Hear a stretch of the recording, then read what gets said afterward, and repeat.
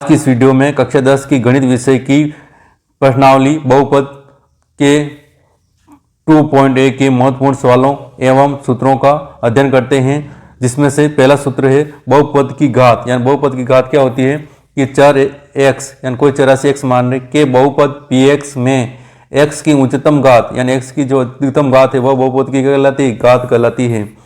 वो बहुपद की क्या कहलाएगी? घात कहलाएगी। किसमें कहलाएगी? बहुपद px में x की उच्चतम घात यानी चर राशि x है उसकी उच्चतम घात बहुपद की घात कहलाती है। उदाहरण के लिए 4x + 2 एक चर है जिसमें x की अधिकतम घात कितनी है? 1 है, तो ये एक घात वाला बहुपद कहलाता है। 2y² - 3y + 4 चर ये किसमें है? y में है, तब y की अधिकतम घात कितनी है? 2, तो बहुपद की घात कितनी हो जाएगी? 2 हो जाएगी।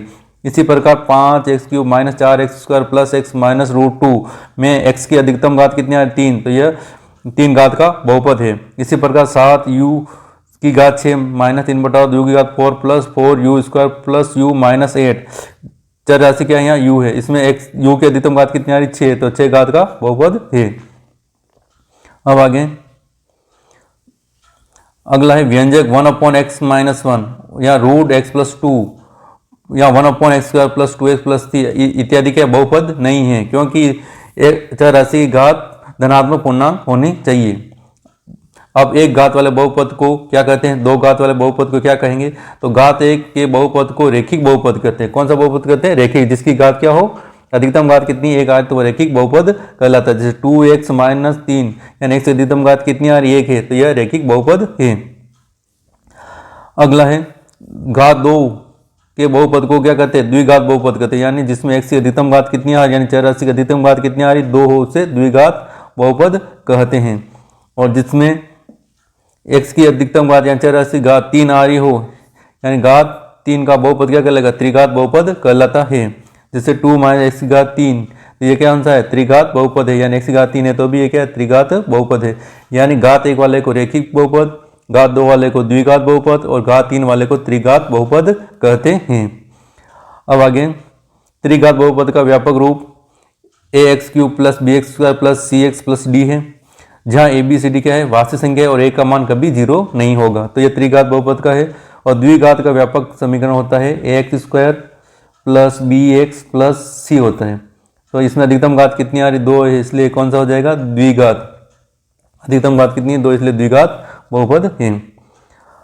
अब बहुपद यदि px एक बहुपद है, x कोई बहुपद, x में कोई बहुपद है और k कोई वास्तविक संख्या है, k क्या है? कोई वास्तविक संख्या, तो px में x को k से प्रतिस्थापित करने पर प्राप्त वास्तविक संख्या px का x बराबर k पर क्या कहलाता है? मान कहलाता है। इसे pk से निरूपित करते हैं, यानी x बराबर आप क्या मान रखेंगे? k रखेंगे, जिससे किसका मान आएगा? pk का मान आएगा। कोई भी संख्या प्राप्त होगी तो x बराबर k का मान कहलाता है। इसे pk से निरूपित करते हैं। जैसे px बराबर x² - 3x - 4 का x बराबर किस पर रख रहे हैं? -1 पर। जहाँ भी x आ रहा है वहाँ क्या लिख देंगे? -1 लिखे, तो इस x जगह देखो -1 लिखा, इधर x² तो -1 का स्क्वायर, -3 x जगह -1 और -4, तो यह इसका मान है x बराबर -1 पर इसका बहुपद का मान है। अगला सूत्र है, तो व्यापक रूप में यदि px बराबर ax + b का एक शून्यंक है, यानी इसका मान कितना प्राप्त हो रहा है? 0 प्राप्त हो रहा है। तो px बराबर ax + b का एक शून्यंक क्या मान रहे हैं? यहाँ k है, k कोई संख्या है, तो x जगह क्या रखेंगे? k रखेंगे, तो pk बराबर यहाँ पर a x जगह k रखा तो a k + b बराबर यदि 0 प्राप्त हो रहा है तो ये इसका एक शून्यंक है। तो k का मान पक्षांतर करके मान निकालने क्या है? -b/, अतः रेखिक बहुपद ax + b का शून्यंक क्या हो गया? -b/a, यानी -b यानी b क्या था? अचर पद था, तो माइनस अचर पद बटावा x का गुणांक जो क्या था? a है। तो रेखिक बहुपद x + का शून्यंक होता है -b/a। तो यहाँ b क्या है? अचर पद, और a क्या है? x का गुणांक। इसी आगे सूत्र है अगला, बहुपद के शून्यंकों का ज्यामितीय अर्थ यानी ग्राफ। तो एक वास्तविक संख्या k बहुपद px का एक शून्यंक है यदि pk बराबर कितना हो? 0 प्राप्त हो जाए। यदि k x जगह k रखने पर यदि मान 0 प्राप्त हो रहा तो वह इसका शून्यंक है, अन्यथा इसका शून्यंक नहीं है। अब आगे सवाल है, सवाल में बहुपद के शून्यंक ज्ञात करने, जिसमें इसके शून्यंक है या नहीं वह ज्ञात करना है। तो ये उदाहरण दिया हुआ है,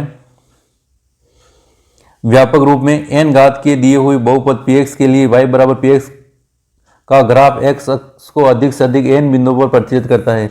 यानी n घात का बहुपद है तो x अक्ष को n बिंदुओं पर प्रतिष्ठित करेंगे और n घात के किसी बहुपद के लिए अधिक से अधिक कितने शून्यंक हो सकते हैं? n हो सकते हैं। जितनी घात है उतने ही उसके शून्यंक हो सकते हैं। अब उदाहरण नंबर 1, नीचे दी गई आकृति में प्रत्येक आकृति y बराबर क्या दिया हुआ px, जहां px एक बहुपद है का ग्राफ है। ग्राफों से प्रत्येक के लिए px के शून्यंकों की संख्या निकालनी है। यानी y बराबर क्या दिया है px, तो y बराबर px है तो x अक्ष को ग्राफ कितने बिंदु पर चित करा वही उसके शून्यंक होंगे। तो अब ये ग्राफ दिए हुए हैं, इन ग्राफ में पहला वाला ग्राफ में शून्यंकों की संख्या ज्ञात करनी है। तो ग्राफ किसका दिया गया y बराबर px का दिया हुआ है। तब शून्यंकों की संख्या इस ग्राफ के लिए x अक्ष को कितने बार परिचित करा, तो एक बार करा तो इसकी शून्यंक संख्या कितनी हो जाएगी 1। यह ग्राफ कितने बिंदुओं पर x अक्ष को 2 बिंदुओं पर, तो इसकी शून्यंक संख्या कितनी 2। और यह ग्राफ x अक्ष को 3 बिंदुओं पर परिचित करा इसलिए इसकी शून्यंक संख्या कितनी हो जाएगी 3।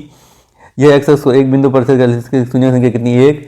और यह भी कितनी बिंदु पर 1 बिंदु पर, इसकी शून्यंक संख्या भी 1। और यहाँ 4 बिंदु पर परिचित करा इसलिए इसके शून्यंक की संख्या कितनी हो जाएगी 4। तो ये y बराबर px के लिए ग्राफ के लिए शून्यंकों की संख्या ज्ञात कर सकते हैं। अब प्रश्नावली के 2.1 के सवाल को हल करते हैं। किसी बहुपद px के लिए y बराबर px का ग्राफ दिया हुआ है। प्रत्येक स्थिति में px के शून्यंकों की संख्या ज्ञात कर लीजिए। यानी y बराबर px देर का है तो x अक्ष पर कितनी बार प्रतिच्छेद करा वही उसके शून्यंकों की संख्या होगी। तो यहाँ पहले वाले ग्राफ में x अक्ष को प्रतिच्छेद नहीं करी रेखा इसलिए इसके शून्यों की संख्या कितनी होगी 0 होगी। और यह कितने बिंदु पर 1 बिंदु पर इसलिए शून्य संख्या 1। यहाँ 1 2 3 बिंदुओं पर प्रतिच्छेद इसलिए शून्य संख्या कितनी होगी 3। इसी प्रकार अगले वाले सवाल चौथे में x अक्ष को 2 बिंदु पर प्रतिच्छेद कर रहा है इसलिए इसकी शून्य संख्या कितनी 2। और यह 1 2 3 और 4 बिंदु पर इसलिए शून्य संख्या कितनी होगी 4। और यहाँ 3 बिंदु पर प्रतिच्छेद कर इसलिए शून्य संख्या 3 होगी। तो y बराबर px दिया हुआ है तो x अक्ष को रेखा कितने बिंदुओं पर प्रतिच्छेद करती वही उनके शून्यंकों की संख्या होगी। यदि इस सवाल में इस प्रकार पूछ लिया जाए तो x बराबर py दिया हुआ है यानी y इधर आ रहा तो y अक्ष को कितने बिंदुओं पर प्रतिच्छेद कर वही उसके शून्यंकों की संख्या होगी।